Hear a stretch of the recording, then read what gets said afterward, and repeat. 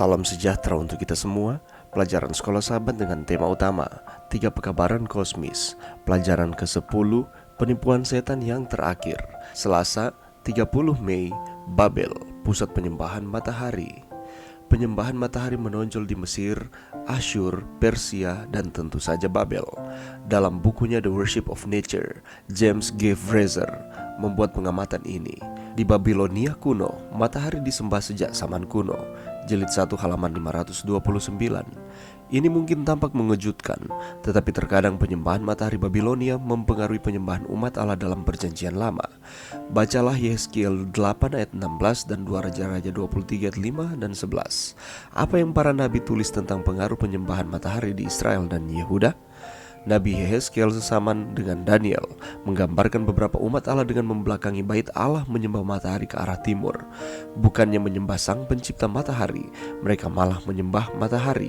Dalam Wahyu 17, Yohanes menggambarkan suatu waktu ketika prinsip-prinsip Babel, termasuk penyembahan matahari, akan memasuki gereja Kristen selama zaman kompromi. Pertobatan yang sepintas lalu dari Konstantin pada awal abad keempat menyebabkan kegembiraan besar dalam kekaisaran Romawi. Konstantin memiliki ketertarikan yang kuat terhadap pemujaan matahari. Edward Gibbon, sejarawan terkenal, menulis, matahari secara universal dirayakan sebagai pemandu dan pelindung Konstantin yang tak terkalahkan. The History of the Decline and Fall of the Roman Empire, bab 20. Pada tahun 321 Masehi, Konstantin juga mengeluarkan undang-undang hari Minggu yang pertama. Dekret ini menyatakan, pada hari terhormat matahari biarkan para hakim dan orang-orang yang tinggal di kota-kota beristirahat dan biarkan semua bengkel ditutup. Edict of Constantine 321 Masehi. Ini bukan hukum yang memberlakukan pemeliharaan hari pertama untuk semua rakyat Konstantin, tetapi hal itu memperkuat pemeliharaan hari yang pertama di benak penduduk Romawi. Dalam dekade-dekade berikutnya, para kaisar dan Paulus melanjutkan melalui dekret negara dan dewan gereja untuk menetapkan hari yang pertama sebagai hari ibadah tunggal yang tetap sampai sekarang ini. Juga bagi sebagian besar orang Kristen, benar-benar contoh yang kuat dari kebenaran pahit yang hanya karena mayoritas orang percaya pada sesuatu atau mempraktikannya tidak membuatnya benar. Lihatlah ke sekeliling betapa lazimnya penyembahan hari yang pertama di gereja-gereja Kristen. Apakah yang seharusnya mengajarkan kita dari fakta ini tentang betapa meluasnya tipu daya iblis? Sekali lagi, seperti keadaan orang mati, apakah satu-satunya perlindungan kita? Pelajaran yang bisa kita dapatkan pada saat ini ketika kita beribadah kepada Tuhan. Pernahkah kita berpikir arti dari kata ibadah? Apakah artinya menyembah Allah? Dan mengapakah kita melakukan peribadatan kepada Tuhan? Kalau kita membaca di dalam Mazmur pasal 29 ayatnya yang kedua, Daud menyatakan, berilah kepada Tuhan kemuliaan namanya, sujudlah kepada Tuhan dengan berhiaskan kekudusan. Dengan kata lain, Mazmur ini memberikan kita arah yang benar untuk memahami makna dari ibadah. Menyembah Tuhan adalah memberikan kepadanya kemuliaan dan hormat yang layak ia dapatkan.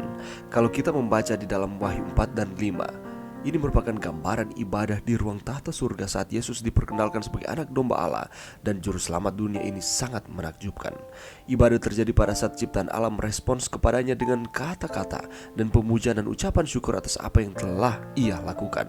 Ibadah adalah respons seorang yang berterima kasih karena penciptaan dan keselamatan dari Allah. Di akhir nanti, orang-orang tebusan akan juga bergabung dalam pemujaan dan merespon keselamatan Allah dengan cara yang sama. Besar dan ajaib segala pekerjaanmu ya Tuhan Allah yang Maha Kuasa. Adil dan benar segala jalanmu ya Raja segala bangsa. Siapakah yang tidak takut ya Tuhan dan yang tidak memuliakan namamu? Sebab Engkau saja yang kudus. Karena semua bangsa akan datang dan sujud menyembah Engkau, sebab telah nyata kebenaran segala penghakimanmu. Wahyu 15 ayat 3 dan 4. Jadi ibadah adalah suatu respons dari iman kita kepada Allah atas pekerjaannya yang hebat. Pertama-tama karena menciptakan kita, dan yang kedua karena menebus kita. Allah yang telah melakukan segala sesuatu di dalam setiap kehidupan kita. Itulah sebabnya hanya Allah yang layak disembah dan dihormati. Dalam ibadah kita memberikan kepada Allah pemujaan, hormat, pujian, kasih, dan penurutan yang kita yakini bahwa Ia layak menerimanya. Tetapi sayang sekali, manusia dengan pemikirannya sendiri berpikir bahwa bukanlah Allah yang patut dipuja, dimuliakan, ditinggikan di dalam kehidupan. Itulah sebabnya di Mesir, Asyur, Persia, dan Babel, penyembahan bukan kepada Allah tetapi matahari sangatlah menonjol. Bahkan di Babilonia kuno, matahari disembah sejak zaman kuno. Nabi Yeskel juga sesama dengan Daniel menggambarkan beberapa umat Allah. Mereka menyembah matahari, membelakangi bait Allah ke arah timur. Bukannya menyembah Allah yang telah menciptakan alam semesta termasuk matahari, mereka justru menyembah objek ciptaan Tuhan. Dan di dalam Wahyu pasal 17, Yohanes menggambarkan suatu waktu ketika prinsip-prinsip Babel tentang pemujaan penyembahan matahari masuk ke gereja Kristen selama zaman kompromi, dan ini akan terjadi kembali. Allah meminta kita untuk menyembah Tuhan di hari yang Allah berikan. Kejadian pasal 2 menyatakan bahwa Allah setelah penciptaan, dia berhenti, dia menguduskan akan hari yang ketujuh, tetapi manusia merubahnya.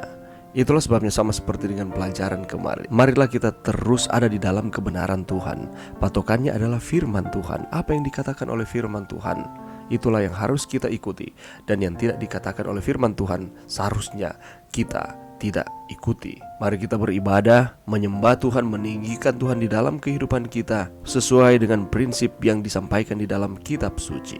Hanya Allah lah yang layak dipuja, yang layak ditinggikan di atas segala-galanya di hari yang Tuhan telah tentukan. Dan sekali lagi, mengapa kita menyembah Yesus sebagai juru selamat dan penebus? Karena korban kematian dan kebangkitannya adalah inti dari ibadah. Ketika kita berkumpul dalam ibadah di hari yang ditentukan oleh Allah, maka ibadah kita harus digerakkan oleh rasa kagum dan rasa syukur karena Allah telah melakukan segala sesuatu bagi kita. Apa yang telah diperintahkan oleh Tuhan di dalam firman-Nya, marilah kita ikuti. Janganlah kita membuat aturan-aturan sendiri menurut logika atau pemikiran manusia, terlepas dari ajaran firman Tuhan. Mari berdoa. Terima kasih Tuhan atas firman-Mu pada saat ini. Bantu kami Tuhan untuk kami dapat menyembah Tuhan dengan sebenarnya sesuai dengan firman yang Tuhan berikan kepada kami. Ini doa kami Tuhan di dalam nama Yesus. Amin.